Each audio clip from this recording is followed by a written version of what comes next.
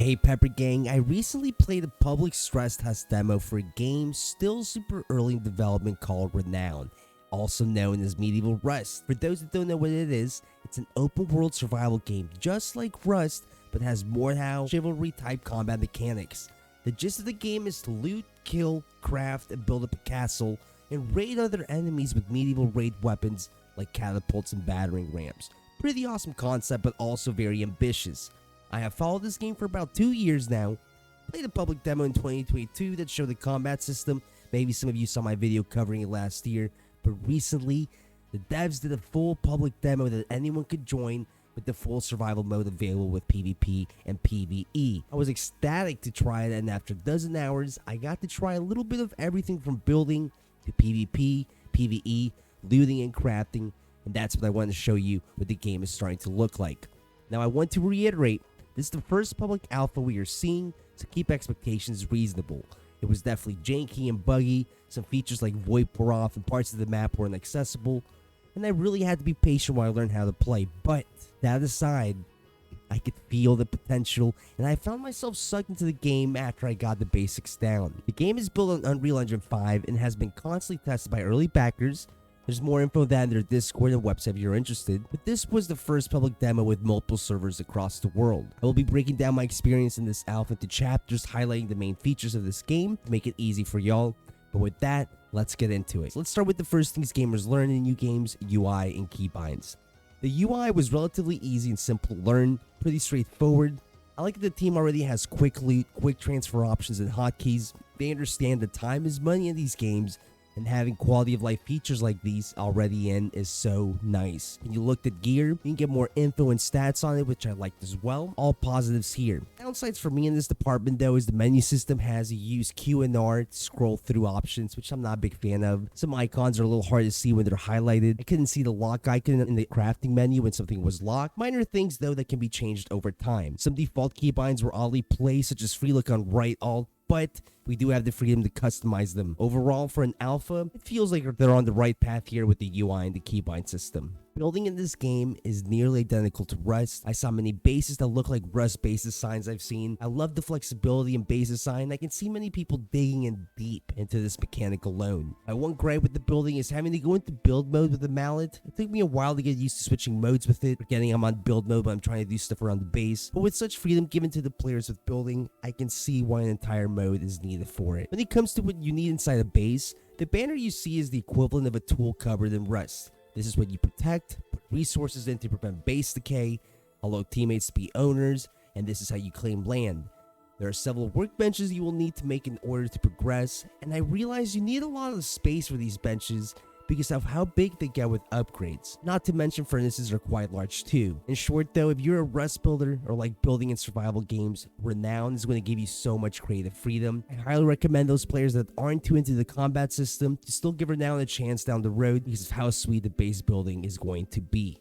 Now I want to preface that I only play PvP FPS games. I never played Mordhau, and maybe put 10 hours to Chivalry too. So I'm a scrub at this type of combat system, and during this demo, I died a lot. I could tell many of the players I ran into were veterans with combat like this, and I felt outplayed. I felt like I was playing Rust when I was dying over and over just trying to get my first star in the game. I couldn't run. He killed me. That's so much loot. What's funny is that I was talking about how I'm so new to this type of combat during one of my Renown live streams. One of the devs was in my chat and he said one of their goals is to introduce melee combat like this to people like me, FPS survival game fans. I'm the target audience and many of you I'm sure are too. Renown would be a one-of-a-kind game if it pulls this off. Now I didn't have any moments of PvP greatness during this demo, but I did pull off this awesome duo kill, and I felt that adrenaline rush Russ has given me in the past. I think it's been looted yet. Ooh. Is that a bill hook? No way. Looks nasty. Damn, we're probably a lot slower now. Shit, that's a player. Think he saw me. There we go.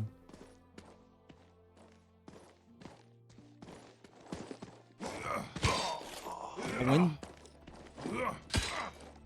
Oh my god, this thing is nuts. Oh, you're mine. What's up, bitch? Oh my god. Oh my god, juice. I just grabbed both of those guys, chat. Oh my god. We gotta run back. My first major come up. You were here. I think if you're new to melee combat like myself, there will be a learning curve for sure and a high skill gap with experienced players, but I wouldn't let that deter you from trying it. It's a lot of fun when you make a play, and if you're like me, I like a good challenge, and sometimes that desire to improve is what keeps you around the game. I do know animations are still coming for a lot of the melee, and the bow combat needs more work, which us FPF fans will gravitate towards, but like many of the other features, you can see the foundation has been laid. There are NPCs around the map that protect loot. I noticed the more upgraded a building or area was, the better geared the NPCs were, and better loot was around. The NPCs do hit hard, and if you're a noob like me, they will drop you really quick. They are good practice for new players though to test weapons out and get supplies from. I noticed they don't like to enter buildings sometimes, their pathing was off, and they would target me from outside the walls, but I'm sure with time this will get tweaked. Now there is a safe zone that you can spawn into. There's NPC merchants that you can take gold coins to trade for supplies and basic gear, which allows another playstyle to develop, which I like. It felt a lot like the Rust Outpost, but I didn't expect to see, which was a pleasant surprise in the alpha, was that the NPCs can give out missions, such as go hunt deer, and you get a reward. The missions will force players to move around the map and out of their bases, which I think is important in these open world games. Too many times I'll notice the Rust Wiper and Scum, once people have most of what they need, they get comfy and they don't leave their bases and little neighborhoods as often, and the map becomes boring and just not as fun, and that's how servers and wipes end up dying. And game events and missions are a great way to get people up and going, which creates opportunity for friendly and unfriendly interactions. Now on to looting and resource gathering. Just like Rust, you gotta mine wood, stone, iron, and more. It's pretty straightforward. The only thing I struggled was not knowing initially that you punch everything, not just trees, but stone too. That's how you get started, unlike using a rock and Rust to hit stone. It was kind of funny how long it took us to figure this out. Now as you upgrade your base, you will need to refine resources with furnaces, and the look of your base will go from cabin in the woods to a medieval castle. Now there's animals you need to hunt for fat and hide, and right now the game doesn't have cooking or eating, and I was told that when the game adds those mechanics it would be more HP oriented, not managing a hunger or thirst mechanic, which I kind of prefer. One less thing to worry about in a PvPvE survival game. When it comes to looting, there are barrels on trails you can break, crates to break inside points of interest, and chests you can open. Weapon racks will have weapons visually appear, which I think is neat. It adds more immersion to the game. And the loot table is fairly large for an alpha. I was constantly making new boxes for storage and keeping everything I found.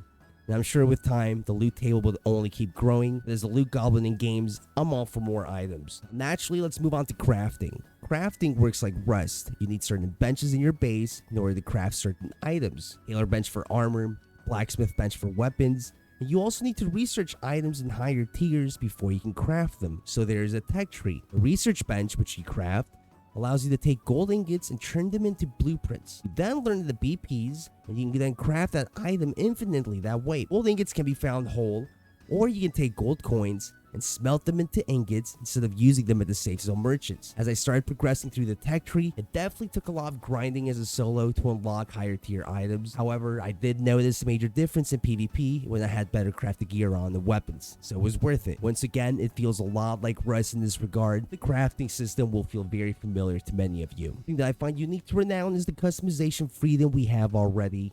You can take a lot of clothing and armor and change the color and pattern, material, shape, and more of your gear. Teams will be able to coordinate drip, and it will be a neat way to feel more attached to your group this way. I'm a big fan of the freedom we have here, and it's all included in the base game. I think it's going to be an appealing selling point for anyone curious about the game. Now, the last mechanic I want to touch on is an end-game event in the middle of the map, this massive castle.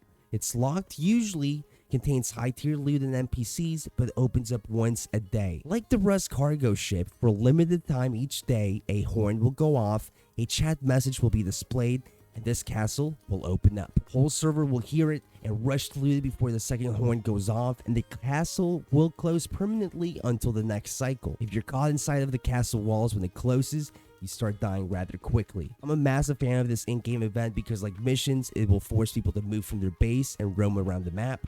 and I almost always got PvP near the castle when the event happened, and if I made it out of there alive, I went home with lots of loot.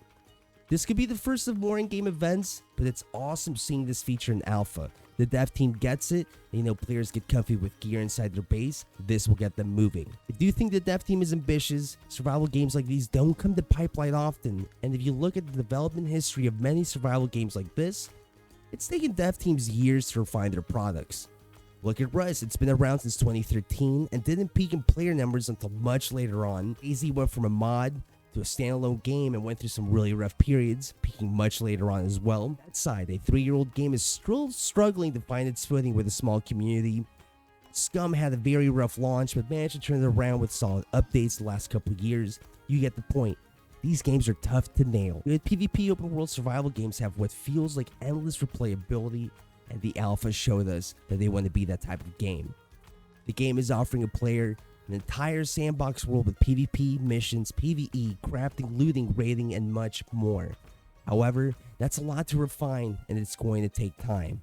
It seems the Renown team is choosing to put most of their mechanics into survival mode from the get-go, and just refine them over time. Where I've seen other games like Scum start a lot more empty in content and mechanics, but gradually add the new mechanics as development passed. We will see with time if this type of development is the right call. I truly believe this game will get a lot of attention as it approaches early access, and I'm excited to see its next step. Even though I'm very new to melee style of combat like this, as a survival game fan, I want to learn and adapt because I really like the rest of the game, even at its early stages. And I encourage you, those that are like me, to give it a chance down the road. That's it for now. I hope you enjoyed the footage, learned something new, and if you want to be informed about Renown as it develops, I plan on releasing more videos with time as we get more tests. Let me know your thoughts down below. Thank you for clicking the video. Have a wonderful rest of your day.